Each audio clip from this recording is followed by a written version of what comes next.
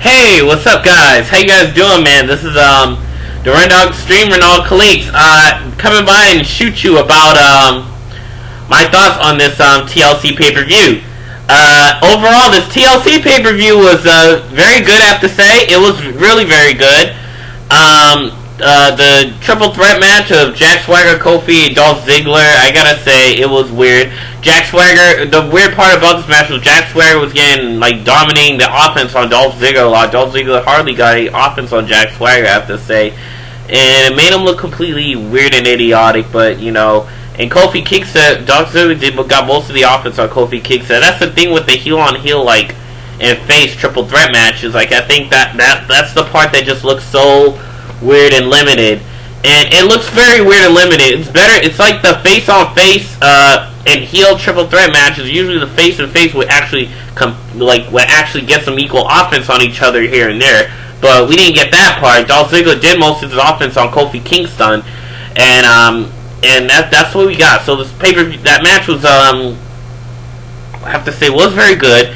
Yes, it was quite interesting. Vicky, it's very weird. They do that a lot. Usually, the managers of this specific superstar, is usually always trying to climb up the ladder, and I think this is the same thing with Alberto Del Rio's the Fatal 4-Way match. Alberto Del Rio's manager, personal ring announcer. I'll get to that in a little bit.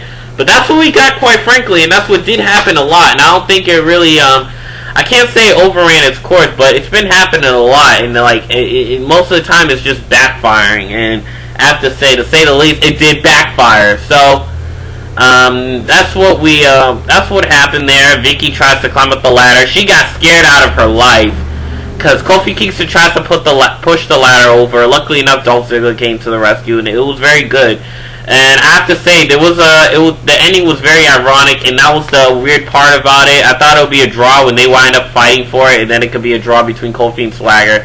Nope, that's not what happened. They fumbled the title, and then Dolph Ziggler recovered it, and that's what we got. So, quite frankly, the match was okay. I gotta say, it didn't live up to its par. Some of the offenses were good, but I think it was too much one-sided, and it was too overly dominating. That's what we got in this heel-on-heel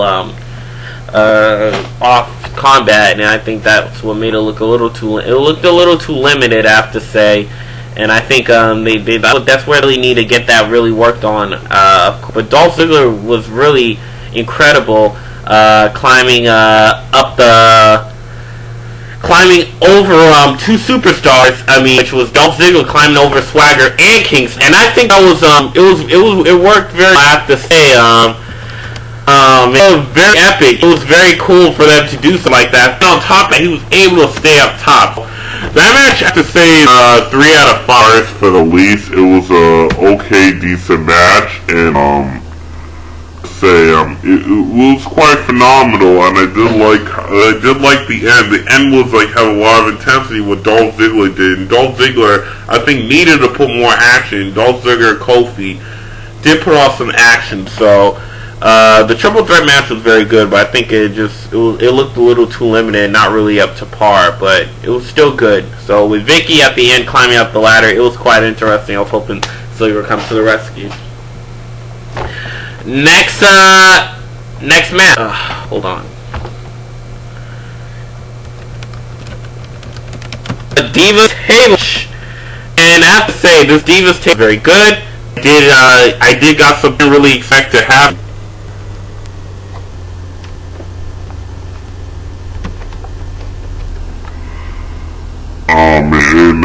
Sorry, but yeah.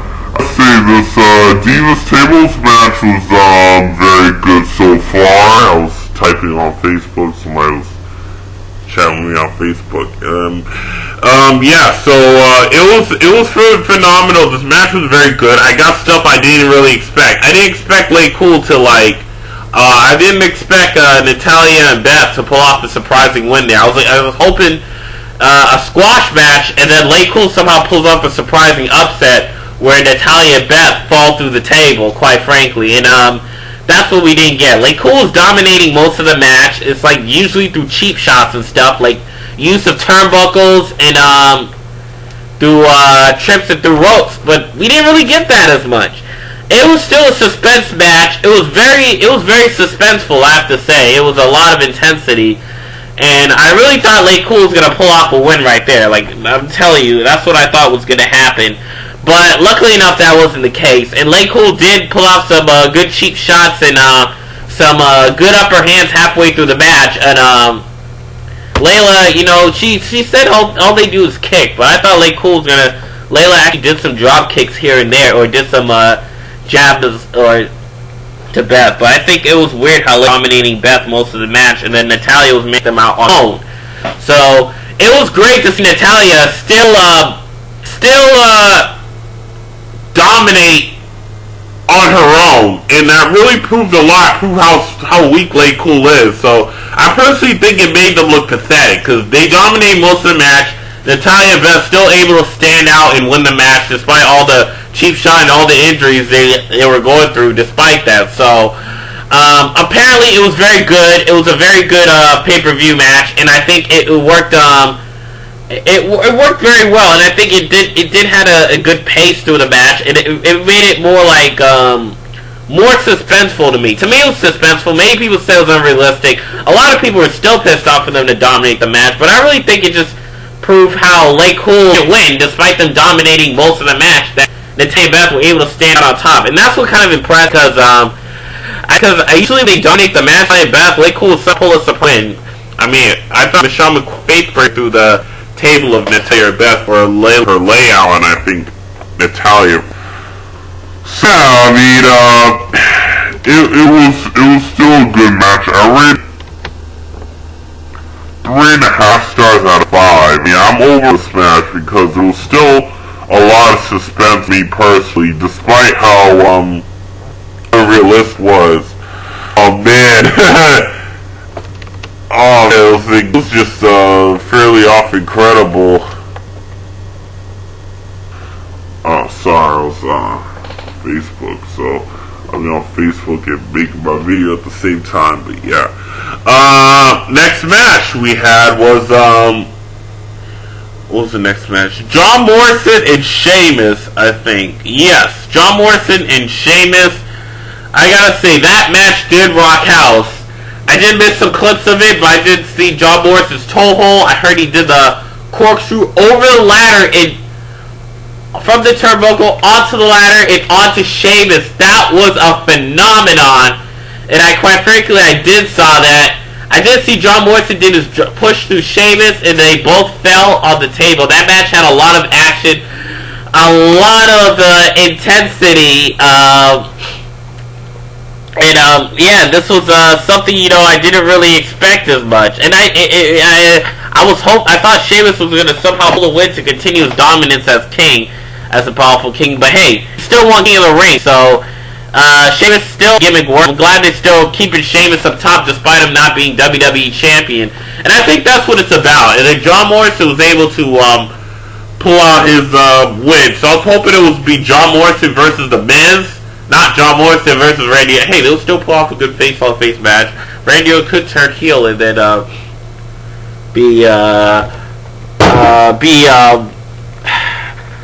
do you put that? You know, be a face-on-face match, but the case. So they're gonna try to stack up the Royal Rumble, because Royal Rumble is always Randy Orton does get himself back up on WrestleMania, so they're trying to stack up the Royal Rumble. That's what I've been hearing, and I think it's true. They're trying to put more believable main events in the Royal Rumble to make it more of a big Royal Rumble for the most part. So I hope Morrison and Miz isn't just a filler match. That hopefully they put a lot of time and some work into this match. Because last year's match looked like a filler match. Because Randy Orton, Legacy members interfered in the match and got Orton disqualified. Sorry, quite unfortunate to say the least. So I'm hoping this match is good. Morrison, the Miz, if it was to have, or Morrison and Orton. Hopefully this match is very good, so we'll see how it goes from there. So, next match, we had the tag team match, and This tag team match was very useless. After that, I gave it 1.5 stars out of 5. It wasn't really worth the time. I mean, for Santino and Kozlov to ridiculously dominate the match. I mean, Santino to dominate near the end, and then they caught McGillicuddy's interference. I was hoping the Nexus would be tag team champions, but that wasn't the case. I was hoping this was still with the disqualification may show signs of Nexus fall. Turned out just a build up for the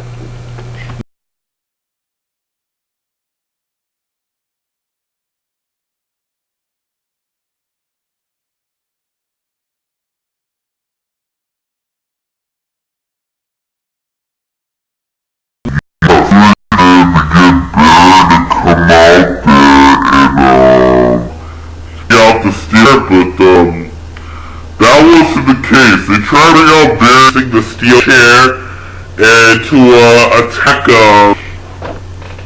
attack Santino and Kozlov, and he got most upper hand on Kozlov. He looked quite impressive. He did it, and quite frankly, it was not really a waste of time, but it was ridiculous how they were just trying to build up the pay-per-view. Nexus should have been tag team champions to still stand on our top, and now without Barrett, like the Nexus looks like a joke. Like ever since losing Sheffield, Tarver, and Young, like hopefully Sheffield recovers because he had his injury in like August, so it's gonna take him 5 to 6 months. So hopefully Sheffield and all the Nexus members would recover. So that way it would quite be epic. So yes, I want the Nexus should be at by WrestleMania. They should start falling apart, and then after that we hopefully John Cena doesn't win the Nexus. So this would be a little waste of time. But yeah, short and sweet. This is just a build up. So moving on, we have the WWE Championship. Yes, it was the table match between the Miz and Orton. I was going for the Miz on this one, and the reason I was going for the Miz because I'm hoping that he beats John Morrison for the WWE Championship. And if the Morrison and the Miz did face each other for the WWE Championship, that would be epic. And I think this would be a good build-up for Morrison. So hopefully they take this main event more seriously and not just focus more on the Royal Rumble match. Because Morrison and the Miz can carry out a good match and to continue their feud, their main event feud. So hopefully we don't get another title match between Orton and the Miz. That we hopefully see them put more emphasis in this pay-per-view. So that's what I'm going for. So I have to say I'm going for this would be a good match. I was going for the Miz in this table match, which the Miz did pull off a cheap shot after Orton powerbomb Alex Riley once again. Unbelievably, once again, Orton fails to put the Miz through the table. I was hoping he does that through the table without the Orton getting involved, but I was hoping I would have put it like Orton RKO's the Miz through the table. Alex Riley knocks him out with the title, and then Alex Riley drives the Randy Orton through the table and drags out the Miz. That's what I wanted to see, but it would have been epic, and then Miz somehow pulls an upset win. And then the referee completely misses the replay, Titantron, but that's not what we got. What we got was Orton RKOing, powerbombing Alex Riley, then Miz nails the skull-crushing finale, puts him through the table. That was the case. Miz pulls a win. Nope, they stop the match right there. The referee stops right there, and then Orton just dominates most of that match right there until he uses Alex Riley as a shield, and then puts Orton through a table. So that's what we got. This match was okay match, good match right there, good upper hand from Orton. Miz pulled off an okay upper hand, but you know, Miz nailing these cheap shots. He has been an epic heel, the Miz. I thought he was going to debut as a face, but quite frankly, that's not what we got. I mean, before the Miz, we saw the Miz's ring attire like a few years ago, before he even debuted in the ring. Like, his ring attire did look a little goofy, but they did a good upgrade on him. So the Miz being WWE Championship. Hope he's not championship for long. Well, I don't know if he would be at WrestleMania, but if they continue to build him up through the Elimination Chamber, I don't know if he'll be the first one eliminated. Hopefully they'll put him back to being a jobber again after losing the WWE Championship. He can still stay up at the top because he's been having an epic build-up, and I really give him the credit for having all the build-up that he's been getting because it really puts so much. They put so much build-up on The Miz. Like, they put so much build-up. That's why they made him as a jobber. They jobbed to John Cena so much. A main eventer, John Cena, and then The Miz tried to plow revenge as Jeremy Pivot, and this other guy were trying to help Miz win the match. It severely backfired. Then Jeremy Pivot tried to cross-body. Luckily enough, The Miz got his contract restored, and then he was able to get this build-up to United States Champion. What else? United States Champion, United States Champion, then to WWE Championship after he never beat Daniel Bryan, so it was good they built him up to the main event despite that, and that's the purpose of making him Money in the Bank. Despite the Miz, botching in, half the match, he did botch against Jerry Lawler in the Miz, and he did botch with the Money in the Bank opening, and that there's nothing in there, and that's where he botched. So the Miz did nail up a number of botches, and quite frankly, I have to say it was silly how he was botching all over the place, but the fact of the matter is it was quite weird. So luckily enough, the Miz was able to pull the win with help of Alex Riley using him as a shield, and that was a ton of saving grace. I mean, it wasn't really a ton of saving grace, but I have to say it was a good epic heel tactic for the Miz, and I'm very proud of it happening. So hopefully it goes out well. Moving on, we got so I give this WWE Tables Match stars, yeah, like I said, 3.5 stars out of 5. It was very good up to par. Actually, 4 stars out of 5. Very good and up to par.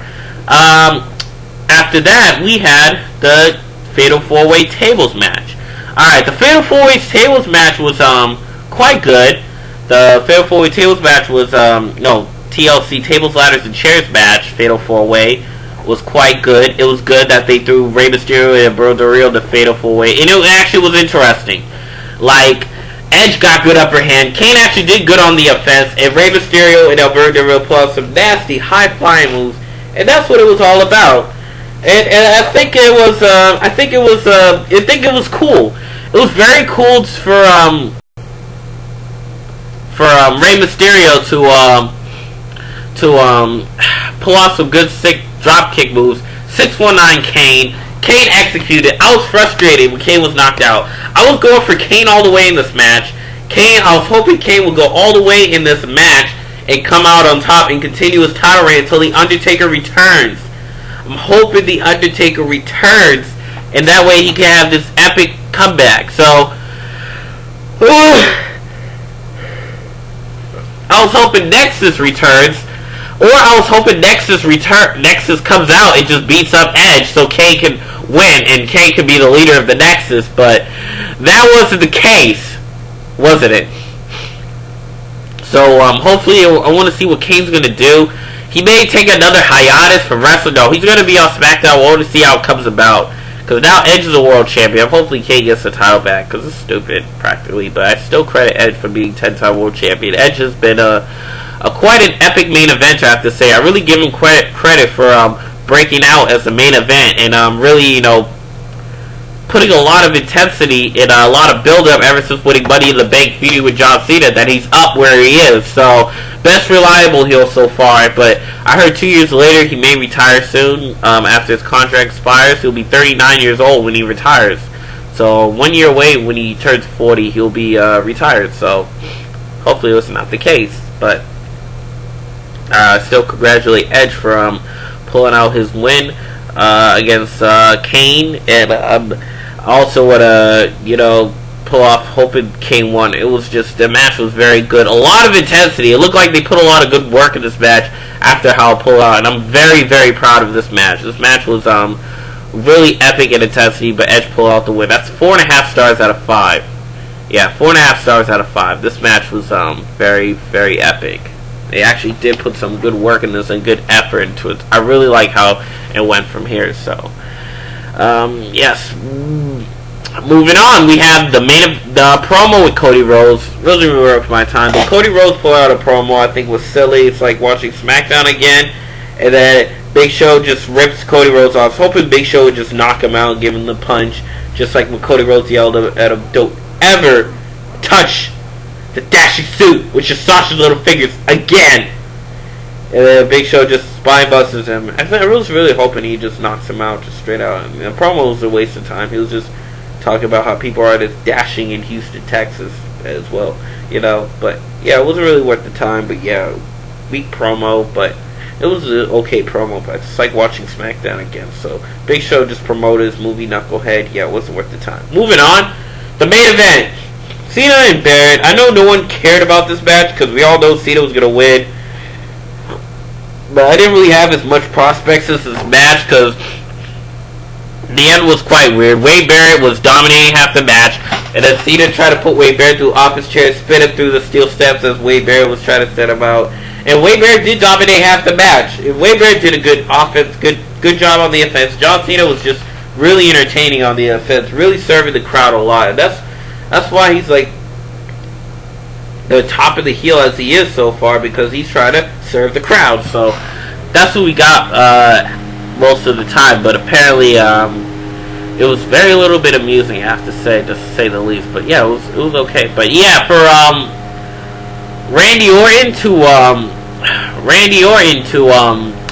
for John Cena to carry out to the crowd and really win, it was no surprise. So for John Cena to pull off the win like he did, it was quite epic. And John Cena's still one of my favorite wrestlers so far, but I didn't see John Cena win this one. Wade Barrett almost did pull off his upset win. I was hoping that would happen with his Wade Slam, but that wasn't the case. John Cena took out every member of Nexus. Hopefully the Nexus returns and repackage themselves.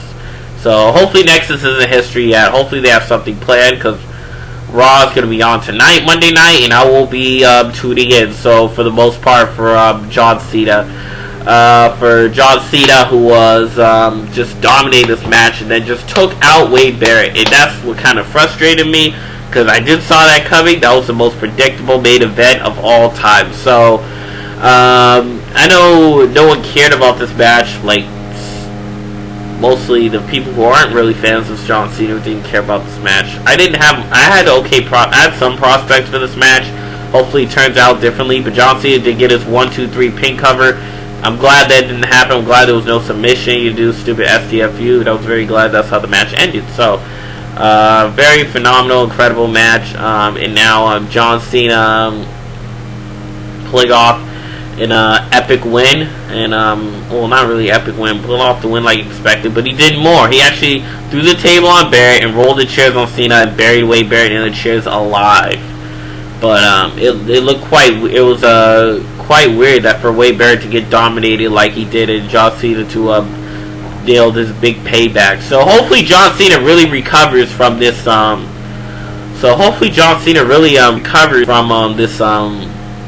do you say it? John Cena really starts recovering from this whole Nexus and Brutal Angle storyline, because this is how he's been unleashing his frustration. He finally gets payback on Barrett. That was very epic, I have to say, for him to do what he did to Wade Barrett. And yes, it was good that he's finally free from Nexus and reinstated, but Wade Barrett's not WWE champion. So hopefully Nexus becomes tag team champions to continue to recover and then continues to get back on Cena. But this Free or Fire storyline was quite weak, and it wasn't really quite worth it. And I really think John Cena was out for 3 more weeks, where Nexus would have got more despicable heat and made them more villainous than they are. So hopefully John Cena moves on from this. I don't know if he will move on from this. Hopefully Nexus returns and moves on from the Cena Nexus storyline, and hopefully they're in the Nexus or in the Royal Rumble. Hopefully Wade Barrett somehow pulls out a win in the Royal Rumble and get his opportunity at WrestleMania. I want to see him get this push. Nexus has been epic main eventers, and now they're starting to look like garbage, and they're getting weak recruits. I think Titus O'Neil or Lucky Cannon should have been the new members of McGillicuddy or Lucky Cannon. McGillicuddy and Husky Harris okay, but I think Titus O'Neil and Lucky Cannon would have been better recruits. So hopefully they come out, or Jackson Andrews or Tyson Kidd become the newer members of Nexus. I don't see that happening, but I think Jackson Andrews should be the new member of Nexus, not Tyson Kidd's bodyguard. Or hopefully Tyson Kidd joins Nexus. So hopefully Nexus repackages, because I think they should end the same time Lay Cool ends Personally, from my opinion, hopefully that happens, because Nexus did come out almost a year after Late Cool came out, and they both came out powerful. And for them to look like crap, it's getting ridiculous. And for Late Cool to look like crap, they're kind of in the same pace. So I'm hopefully when Nexus is over, Late Cool's over at the same time, and I think that's what I'm hoping to expect. So that's what I really want to see happen. Hopefully David Otunga returns. So yeah, that's what I got. So subscribe to me up there, leave your comments below, and rate. I know my review looked a little sloppy. I was like, somebody was chatting me on Facebook, so I was typing up. So I'll leave it in the video. So it's the Red Dog Stream, take you to extreme.